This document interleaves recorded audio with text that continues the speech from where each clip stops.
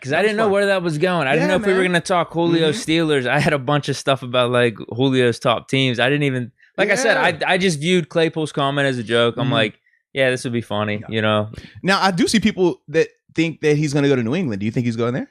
I saw New England. I think San Fran, somebody said in the chat. Yeah, there's a few teams. New England, Rams, Ravens, 49ers, Titans, Eagles. It could be any one of those teams because I wrote down the receivers they have. Does he have any type of connections to any of those teams, though? Like coaching staff-wise? 49ers. Shanahan, right? Yeah. And they're two receivers. Their two main receivers is Ayuk and Debo. And the young boy, yeah. So Julio would be the receiver for them that they don't have. Isn't Debo coming off an injury? Was Debo coming off an injury? Yeah.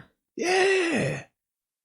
And did Ayuk get injured at some point? He might have. I thought he got hurt. I think their team was a disaster last year. Absolutely. I didn't even think about that. But like those two receivers, they're like speedsters, you know? Yeah. Route running, whatever it is. You get them in unique situations. You just try to get them the ball. They don't have that main guy. Yeah. And Julio would deliver that for them. I was like, realistically, it's probably... They're missing a first-round pick, though. Like some of these, it's Rams, 49ers, Seahawks. They're all missing next year's first-round pick. Yeah, because Rams gave up everything. They constantly trading all this stuff, though. Gosh. Patriots receivers suck.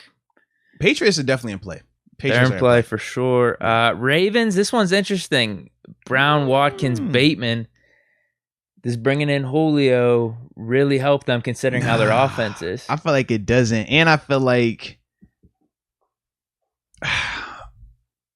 Bateman, Watkins, and Julio, I feel like they're all going to be very like similar styles of what their routes are. You know what I mean? In terms of like the downfield stuff. Like how many times are they going to get the ball? Well, first off, it's Lamar. He's not throwing it that much. I mean, like he's going to be effective, but he's not.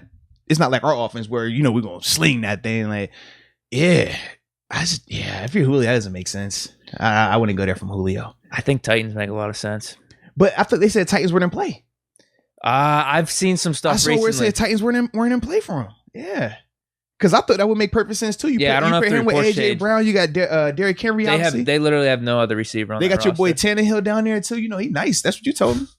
They don't have one other receiver, so you're right. If they pair him with A.J. Brown, like they don't even have depth. Like Seahawks, they at least already have Lockett, Metcalf, and that's why Patriots probably make sense too. I mean, their receivers are trash. Although they just signed a bunch of these dudes.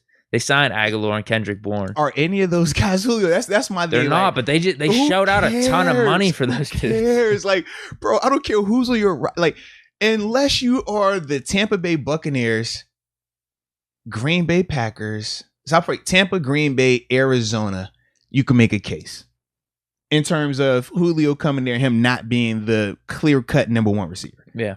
Everywhere else, I don't care who you just signed, how much money you just spent. This is Julio freaking Jones, bro. Like, he's like that. It's no different when we was talking about before AB went, you know, had that little situation. It was like, yo, it don't matter how much it costs. It's AB. If AB's available, you go get AB. Like, same conversation with Julio. If Julio's available, that's that type of guy, man.